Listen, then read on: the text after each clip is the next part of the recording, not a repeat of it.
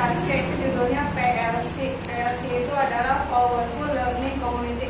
Yang tadi saya share di grup ada ya di situ, pengertiannya juga ada di situ. Yaitu PLC yaitu grup pembelajar yang berkumpul secara rutin, berbagi pengalaman dan bekerja secara kolaboratif. Sebenarnya kita juga sering sih kalau kita ini, contohnya istirahat kita suka kumpul kan di kantor. Nah, bahasa gitu mah kongko-kongko ya. Tapi ngobrolnya misalkan tentang masalah siswa, pasti kan kita kalau ngumpul kayak, "Woi, kelas ini nih nggak bisa baca, gimana sih caranya?" Gitu tuh. Jadi suka bertukar masalah yang ada di kelas. Misalkan contoh di kelas Bu Ati ada yang nggak bisa menulis, di kelas saya mah ada yang belum bisa nulis.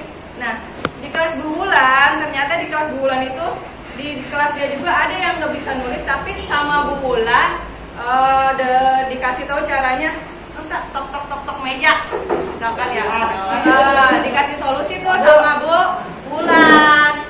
Ini Bu Ati di kelas saya juga ada begitu yang nggak bisa pegang pensil, sama saya digini-gini, gitu kan. Jadi pemecahan masalah ada solusinya.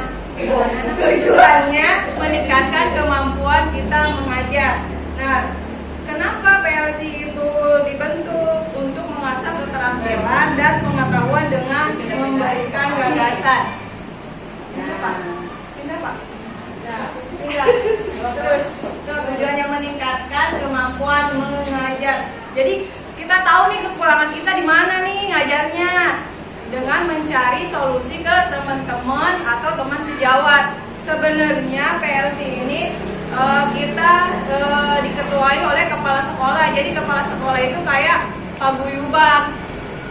Misalkan setiap sebulan sekali atau 2 bulan sekali, ayo kumpul-kumpul bareng-bareng gitu. Masalahnya apa? Nah, kenapa PLC dibentuk? Karena untuk mengasah keterampilan dan pengetahuan dengan memberi gagasan-gagasan. Yang tadi kayak ide-ide nih dari dulu itu dikasih masukan apa, masalahnya ini, terusnya masukannya gimana gitu. Nah, setelah dibentuk, nanti kita tahu di situ apa yang perlu dipelajari oleh siswa. Yang kedua, bagaimana mengetahui siswa tersebut kekurangannya apa, bagaimana meresponnya, siswanya meresponnya seperti apa. Yang terakhir, bagaimana memberikan pengayaan, maksudnya bagaimana kita memberi pelajarannya ke siswa. Terus latar belakangnya harus mengenali diri sendiri, maksudnya mengenali siswanya dulu. Baru itu harus mengenali temennya. Misalkan dia masalahnya suka ngalamun bae di kelas, misalkan itu gairah. Nah dia malu tidak suka. Nah ya pasti kan, ini kenapa nih anak kalau setiap sekolah nggak gairah, ngelamun. Nah, kita harus tahu dulu nih dari diri siswanya dulu, kenapa.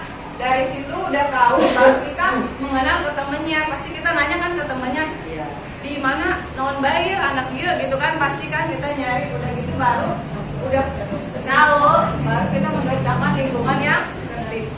Udah sekian Bu. Benar kan?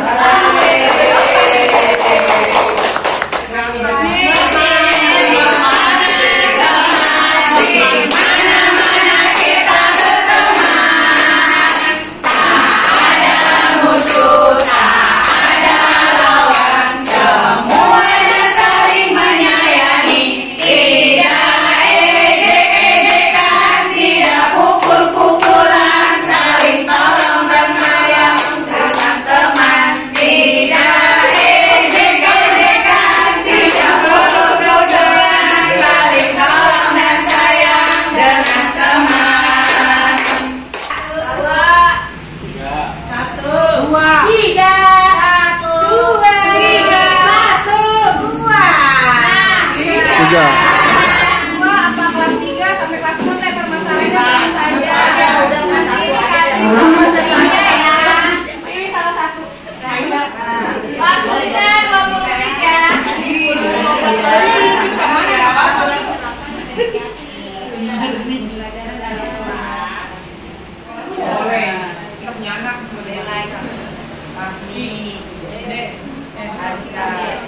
Ini kelas siswa yang belum bisa menulis, musik.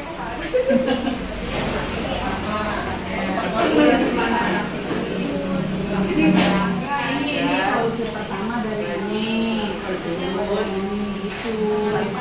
Ini Allah harus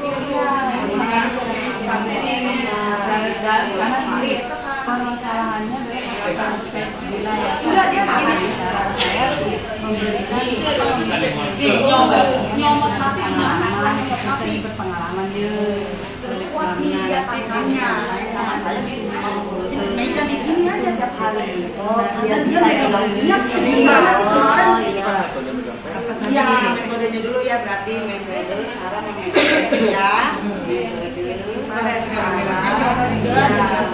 memegang pensil. Ya. Oh iya, bung sih HP-nya. jari kayak olahraga tuh ya. Coba kamu kayak mau nyomot nasi. Itulah ini dulu. Oh.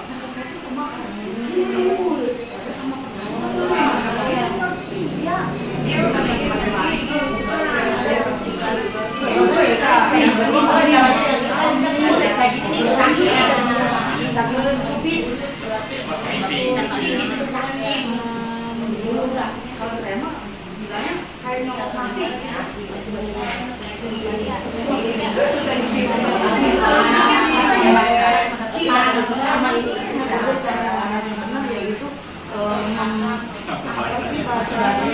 Penggerakan tangan, gerakan dari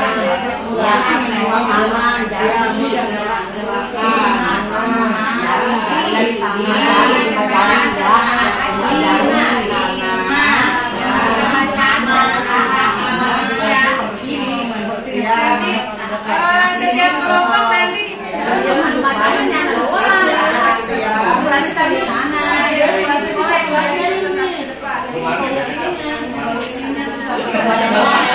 jadi anaknya nggak bisa musik.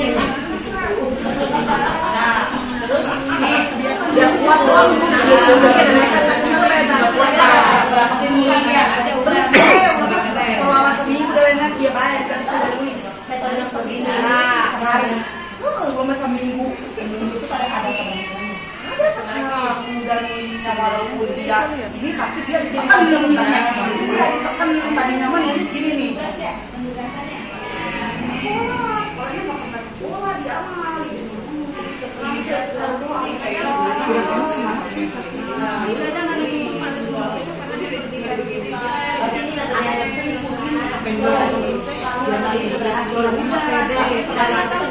Ya dari ini lain yang terakhir baru sebulan dulu jangan kita seperti ini gini doang baru satu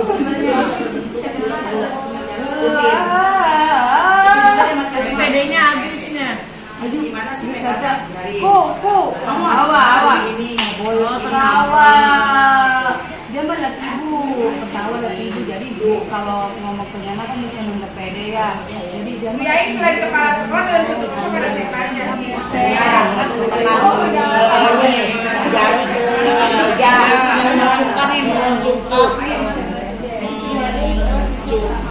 jari kanan ya. Ini apa ini? Ini kayak apa nih Pak Fahmi? Ya, kemudian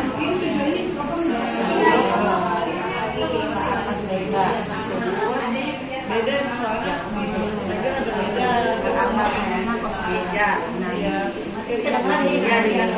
dengan pembukaannya Berulang kali hanya Assalamualaikum warahmatullahi wabarakatuh. Berdasarkan hasil PLC bersama guru-guru saya, rekan kerja saya dari SD Panongan 5 ya. Jadi yang mana saya selaku ibu kepala sekolah sudah menemukan atau mendengar curahan-curahan Bapak Ibu guru selama mendampingi atau mendidik anaknya di kelas.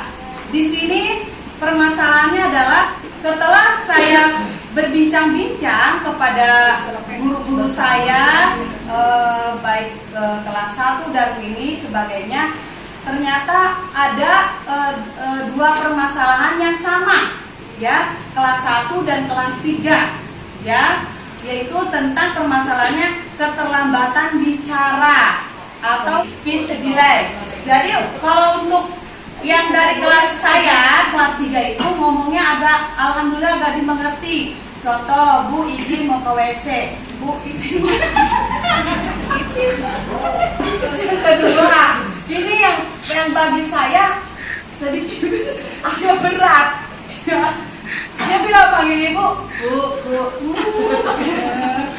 Anak ini tidak tunawicara, cuman ngomongnya saja yang agak tidak saya mengerti, ya, sama Bu Siti tidak mengerti. Nah, untuk yang solusinya kita berbicara kepada orang tua untuk memberikan terapi bicara kepada ahlinya. Ya, takutnya kan ada saraf-saraf yang kejepit atau gimana ya. Nah, terus yang kedua, menstimulus anak berbicara. Selain di terapi, kita juga di kelas sebagai gurunya harus memberikan atau menstimulus anak supaya mau berbicara. Contoh, kalau 5, dia kan bisa 5, tapi karena udah terbiasa mama, 5 itu dia manggilnya mama. Kita ajarkan li, dia ikutin li, ma, 5, ima, kan mending tuh. Tadinya ama jadi ima. Setidaknya kan sudah ada perubahan. Nah, terus untuk yang ketiga, memberikan respon yang menyenangkan. Kan setidaknya takutnya dia lebih kepada psikolognya. Misalkan psikologis dia kalau ngomongnya kayak gitu, anak-anak sekarang tahu sendiri ya, bullying ya apa, kita seharusnya memberikan arahan dulu kepada temannya, lalu kita memberikan respon yang baik kepada anak yang bersangkutan itu. Oke, itu saja permasalahan di SD saya Panongan 5. Kurang lebihnya mohon maaf. Wassalamualaikum warahmatullahi wabarakatuh. Assalamualaikum warahmatullahi wabarakatuh. Waalaikumsalam warahmatullahi wabarakatuh. Saya dari kelompok 3 berdasarkan curhatan guru SDN gitu satu istimewa di kelas siswa kelas 1 yang belum bisa menulis, ada solusi yang dilakukan bagi siswa tersebut. Pertama, saya mengajarkan metode cara memegang pensil. Seperti apa sih cara memegang pensil yang benar? Pertama saya coba tangan kanannya angkat, diangkat. Kemudian kayak megang mau ngambil makanan nyomot. Nah, monyong kan kayak paruh burung. Nah, kemudian kalau sambil digerak-gerakkan, nah gini. Itu selama 1 minggu. Nanti kalau dia lupa, dia megang gini lagi nih, megang pensil. Bukan begitu caranya, tapi kayak nyomot makanan. Nah, pensil saya letakkan di sini di tengah. Baru nanti dia lupa lagi. Terus selama seminggu kayak begini nih, paruh burung. Kemudian ada perubahan tuh, sambil megang pensil ya. Biar kuat tangannya, kata saya coba gerakin nyomot nasi, terus kamu gerakan ke meja, patuk-patuk. Nah, ini selama 1 minggu saya lakukan, bener ini makan. Terus pas banget gue nanda ke kelas, bulan sedang apa itu? Dia lagi ngajarin yang belum bisa pensil, oh biar kuat. Terus aja tuh selama 1 minggu. Kemudian akhirnya dia sudah bisa saya ajarin sama teman-temannya juga. Sambil sabarnya temennya, kayak gini Abika nih, liatin tuh bu guru. Terus aja dia, nanti gini lagi megang pensil. Mending gini ada tenaga ya? Nggak ada. Gini, sarapan kali. Mending kalau gini ada tenaga ya? Ini mah enggak, akhirnya udah dia gini nih. Tinggal di sini megangnya, belum bisa di sini berdiri. Ya nggak apa-apa, pikat pelan-pelan. Akhirnya bisa tuh dia. Coba, nggak apa-apa, ikutin aja guys. Gini, udah dia ikutin apa aja tuh, serap. Terserah Pika mau bikin kayak gimana. Jelas, dekat. Nah iya. Kemudian akhirnya nih sekarang ibu bikin titik-titik, kamu tebelin, ikutin tuh titik-titik. Ada yang belok, ada yang melingkar. Enggak ngikutin karena belum bisa. Enggak, ya udah nggak apa-apa. Kayak gimana aja kan. Nah akhirnya garis dulu, garis titik-titik, baru ikutin tuh garisnya yang lurus, jangan sampai titik-titiknya belok. Akhirnya lama-kelamaan alhamdulillah sekarang bisa. Tapi masih satu huruf saya kasih, A sekebet, besoknya B sekebet lagi, belum ikutin di papan tulis. Itulah pengalaman yang saya alami di kelas. Terima kasih. Saya di sini mau menyampaikan tentang filsafat masih jawab, yaitu permasalahan yang ada di dalam kelas. Di sini ada permasalahan di salah satu kelas, permasalahannya sama, yaitu belum bisa membaca. Kebetulan di kelas saya di kelas tinggi, kelas 5 juga kelas 3. Nah, di sini saya mau berbagi solusi bagaimana cara mengatasinya. Yang pertama, di dalam kelas kita menerapkan pembelajaran diferensiasi. Karena kan setiap kelas, setiap anak mempunyai kemampuan yang berbeda-beda, termasuk salah satunya yang belum bisa baca. Nah, kita kasih metode atau pembelajaran yang sesuai kemampuan dan kebutuhannya. Kemudian di proses pembelajarannya, kita sebelum memberikan tugas, mengasih waktu 15 menit atau 20 menit untuk belajar membaca, mendampingi anak tersebut secara bertahap. Pertama, memberi pengajaran mengenal huruf selama seminggu, 2 minggu. Ketika anaknya sudah bisa, baru memberi pengajaran mengenal suku kata dari ba, misalnya babi, babe, bo. Nah, kemudian kalau dia sudah bisa, kita bisa ganti halaman berikutnya dari ca, kemudian ke da, dan itu bisa dari 2 suku kata, 3 suku kata. Kemudian solusi berikutnya juga kita bekerja sama dengan orang tuanya. Ada komunikasi antara guru dan orang tuanya. Kita memberi tugas atau minta kerjasama kepada orang tua, meminta tolong kepada orang tuanya untuk memberi waktu luang di rumahnya 10 menit atau 5 menit untuk mengajarkan baca. Sebelumnya guru memberikan fotokopi berupa tugas membaca untuk mengulang di rumah, kemudian nanti diulang lagi di sekolah, seperti itu. Terima kasih. Kita lanjutkan materi yang kedua, yaitu mengenai bullying. Apa itu bullying? Nah, lihat gambar. Bullying itu adalah perilaku tidak menyenangkan. Ya. Lagi dicaci tuh. Lihat. Lihat ya gambar ya. Tuh ancaman. Bullying itu pasti kena sama anak-anak yang kurang percaya diri ya. Nah, sering terjadi kan di kelas 2. Terus tidak banyak teman juga, pendiam. Nah, lihat tuh. Apa itu? Sering terjadi di kelas kan seperti itu ya. Ya. Berebut bangku kadang-kadang ya, suka gitu ya. Yang digambar sering nggak terjadi di kelas? Sering. Seperti itu ya. Lanjut tuh. Nah, lihat tuh depresi. Guru yang ngajak tempat terjadinya bullying itu banyak ya, ada di sekolah, di rumah, di lingkungan, atau di cyber. Cyber di media sosial, kayak Facebook, di WhatsApp. Tempat terjadinya bullying di sekolah, contohnya yang sedang marak sekarang nih di kelas-kelas, suka mengolok-olok nama orang tua, ya kan, artis. Kadang juga gini, misalkan dipanggil nih namanya Rina, tapi udah ketiga kalinya mungkin kesel yang manggilnya suka, woi, gitu kan ya, suka marah-marah kan, itu nggak boleh. Enggak, gitu.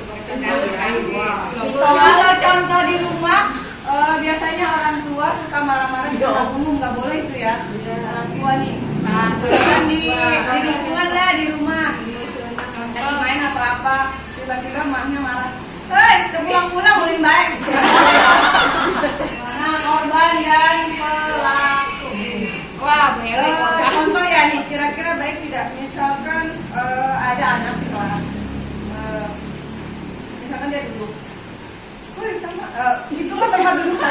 bilang gitu kan ya. Terus guru itu langsung datang nih.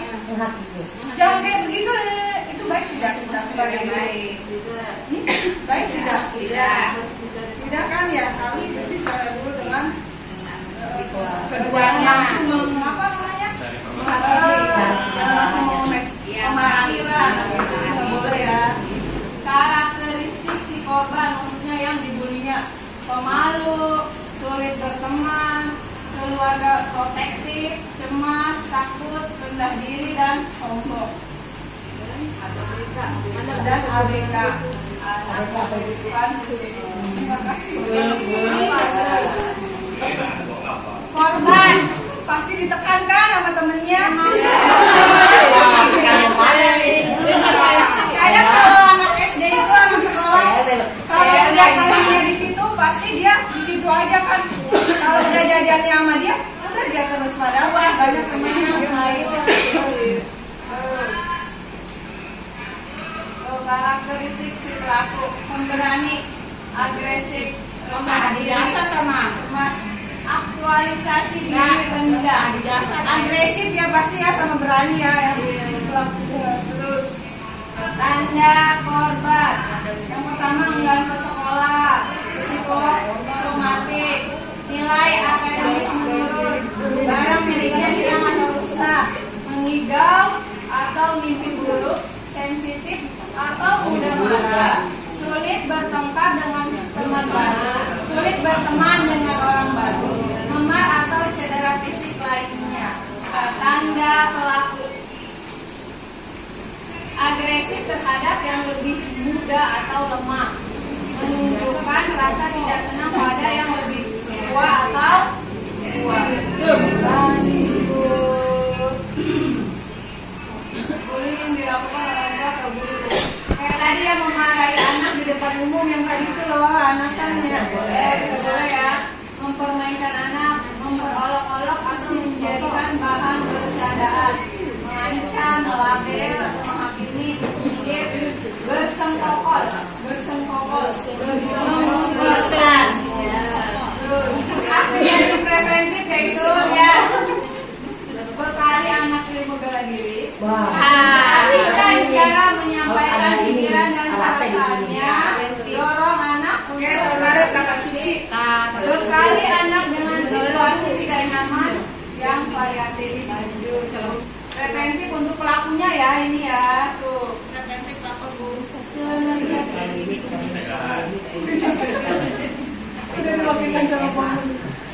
Senantiasa memberikan motivasi positif, yakinkan bahwa mereka berharga, dorong anak untuk bersosialisasi, latihkan cara menyampaikan pikiran dan perasaannya. Bisa dibaca ya? Lanjut Bu. Langkah menghadapi bullying bagi korban, langkahnya tuh. Biasakan ya, baca bareng-bareng. Yang pertama kan? Biasakan segala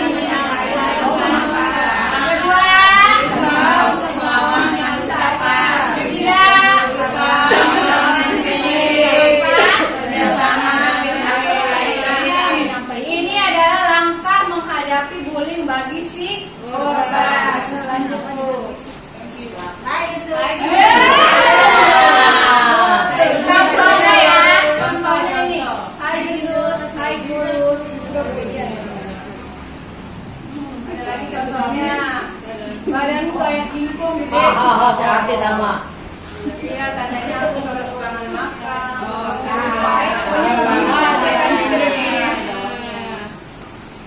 Pede banget. Iya dong, pede. Aku kan punya banyak kelebihan. Jadi responnya dengan positif ya. Kami pede nih ya, kelebihan berat badan. Itu bukan pada aktivitas video. Lanjut, lanjut.